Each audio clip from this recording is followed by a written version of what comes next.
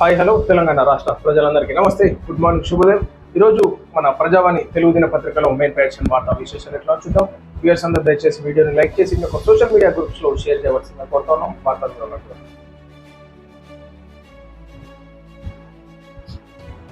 Namibia పర్యటనలో మోడీ ఆ దేశ అత్యున్నత పురస్కారం ప్రదానం.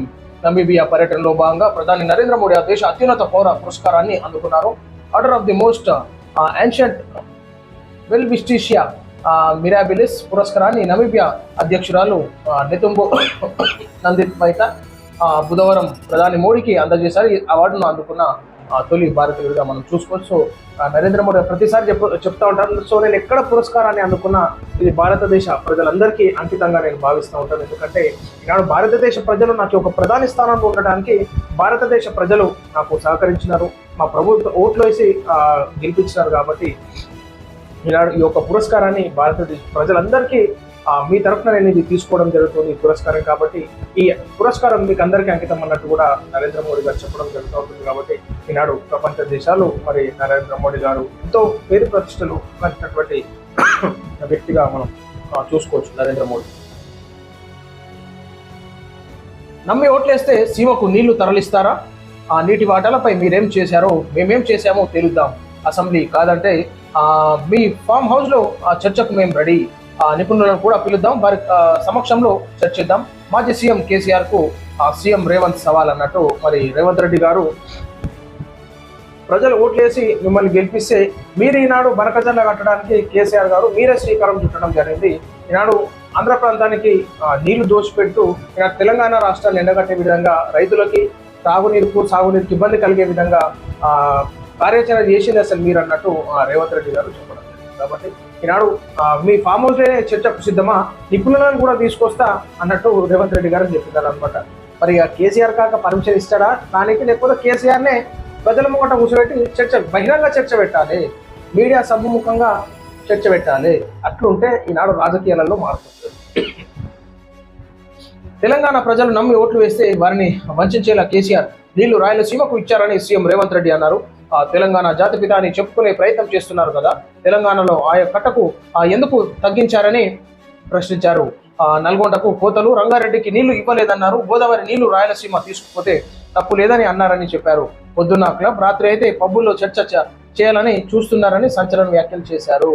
కేసీఆర్ మా సుదీర్ఘ అనుభవం తీసుకుంటామని సీఎం పునరుద్ఘాటించారు. సో ఇప్పటికైనా జరిగిపోయింది, కానీ ఇప్పటికైనా మీరు పెద్దలుగా మేము సలహాలు సూచనలు తీసుకుంటాం, కానీ ఇష్టానుసారంగా విమర్శలు చేస్తే మాత్రం ఊరుకునే ప్రసక్తి లేదన్నట్టు ముఖ్యమంత్రి రేవంత్ రెడ్డి గారు చెప్పడం జరిగింది. కాబట్టి ఏదేమైనా సో మీరు ఒక మాజీ ముఖ్యమంత్రిగా ఉన్నారు కేసీఆర్ గారు, సో ఇప్పుడు ప్రస్తుత ముఖ్యమంత్రి రేవంత్ రెడ్డి గారు ఉన్నారు. కాబట్టి మీరు ఇద్దరు కలిసి కొట్లాడుకోకుండా, విమర్శలు చేసుకోకుండా తెలంగాణ రాష్ట్ర ప్రజల గురించి ఆలోచించి మంచి దారి నడవడికను చూపించాలి ప్రజలకి, రాజకీయాలకు. కానీ ఈనాడు మాజీ ముఖ్యమంత్రి ఇట్లా విమర్శలు చేసుకుంటాం, కేటీఆర్ గారు ముఖ్యమంత్రి గారు కేటీఆర్ మీద విమర్శలు చేసుకుంటూ ఉంటే ప్రజలంతా ఆగమాగం అయిపోతారు. కాబట్టి సాగునీరుకు ఏ విధంగా ఇబ్బంది కలగకుండా నిర్ణయం తీసుకొని ముందుకు వెళ్లాల్సిందిగా మేము కోరుతాం.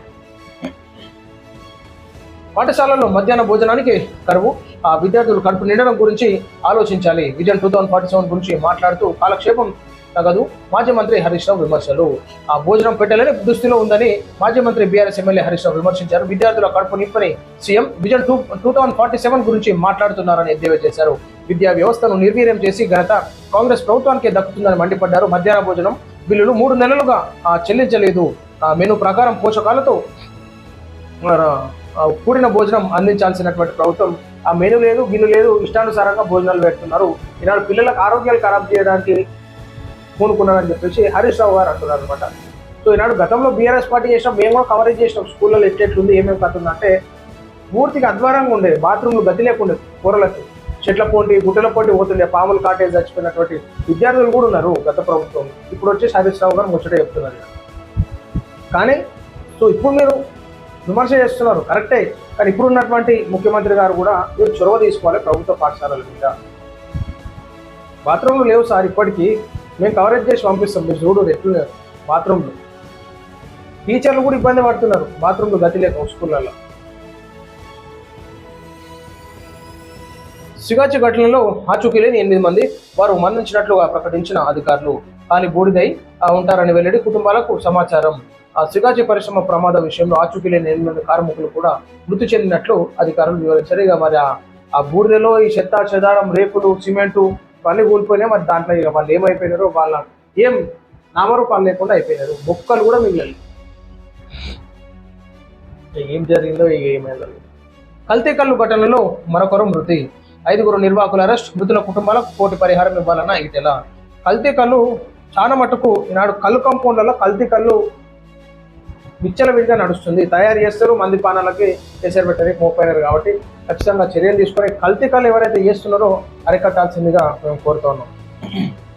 కల్తీ కళ్ళు కేసులో 5 నిర్వాహకులు బాలనగర్ ఎక్సైజ్ పోలీసులు అదుపులోకి తీసుకున్నారు. కళ్ళు కంపౌండ్లు నిర్వహిస్తున్న నాగేష్ గౌడ్, బి శ్రీనివాస్ గౌడ్, టి శ్రీనివాస్ గౌడ్, కుమార్ గౌడ్, తీగల రమేష్ పై కేసు నమోదు చేసి విచారిస్తున్నారు. నిర్వాహకులకు సంబంధించి 5 షాపులను పోలీసులు సీజ్ చేసినట్టుగా మనం చూసుకుంటే ఒక సంఘటన జరిగితే అప్పుడు నిద్ర లేచి దుప్పటి తీసి ముఖం కడుక్కొని వస్తారనమాట అధికారులు.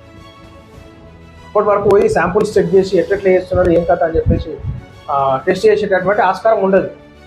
ఎవరైనా చచ్చిపోతే దెబ్బ పోతారనమాట.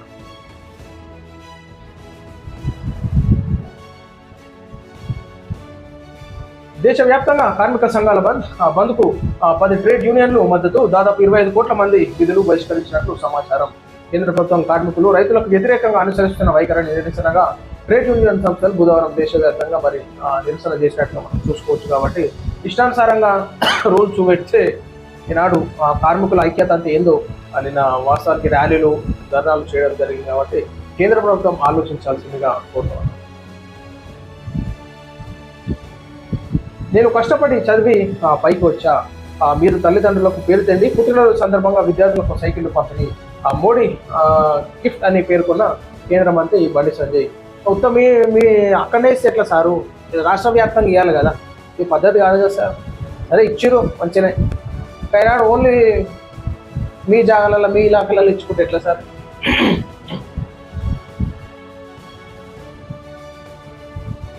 శ్రీశైలానికి కొనసాగుతున్న వరద, సాగర్ వైపు కృష్ణమ్మ కురకలు. శ్రీశైల జలాశయానికి వరద ప్రభావం కొనసాగుతున్నది. 3 క్రస్ట్ గేట్లను 10 అడుగుల మేర ఎత్తి 80,646 క్యూసెక్కుల నీటిని నాగార్జున సాగర్కు అధికారులు విడుదల చేస్తున్నారు. జలాశయానికి బుధవారం జూరాల ప్రాజెక్టు విద్యుత్ జరగడం అది మనం చూడొచ్చు. ఇక శ్రీశైలంలో జలకళలుగా మనం చూడొచ్చు. నాడు భారీగా ప్రజలు కూడా వెళ్ళడం జరుగుతూ ఉంటుంది. అక్కడ గేట్లు తెచ్చిందని చెప్పేసి ప్రజలు జాగ్రత్తగా ఉండాలి. గుజరాత్లో ఘోర ప్రమాదం, బంతరపూలి నదిలో పడ్డ వాహనాలు, 9 మంది మృతి, పలువురికి గాయాలు. అంటే అంత సకదానాల ఇంజనీర్ కట్టిందనమాట. ఏముంటుంది కాంట్రాక్టర్లు, కమిషన్లు ఎట్లా కడితేంది, మంది పానాలు పోతే ఏదో ఒక తూతు మాత్రంగా కథమైపోయాయి. నగరంలో మరో డ్రగ్స్ మూట గుట్టురట్టు, మల్నాడు రెస్టారెంట్ కేంద్రంగా దందా. నగరంలో మరో డ్రగ్స్ మూట గుట్టురట్టు కాదు, ఇట్లా మన జూబ్లీహిల్స్, పంజాగుట్ట దిక్కు, సిటీలల్లో, మణికొండ దిక్కు, పబ్బులల్లో, పబ్బులల్లో మెయిన్గా అది విచ్చలవిడిగా నడుస్తుంటుంది అనమాట డ్రగ్స్. ప్రతి ఒక్కరు ఫోకస్ పెట్టాలి. ఈనాడు పోలీస్ అధికారులకు కూడా సమాచారం ఇవ్వాల్సిందిగా మేము కోరుతాం. ఎందుకంటే డ్రగ్స్ వల్ల చాలా ప్రమాదకరమైనటువంటి ఇది ఒక వ్యాధిలాగా. ఇక అది లేకపోతే ఇక అంత ఆగమాగం ఉంటుంది కథ. ఈనాడు లేడీస్ కూడా అలవాటైనారు డ్రగ్స్. సో ఇది ప్రజలను మనం చూస్తాం ఈరోజు మన ప్రజావాణి తెలుగు దినపత్రికలోని మెయిన్ ప్యాషన్ వార్తా విశేషాలు. అందరికీ సెలవు. నమస్తే.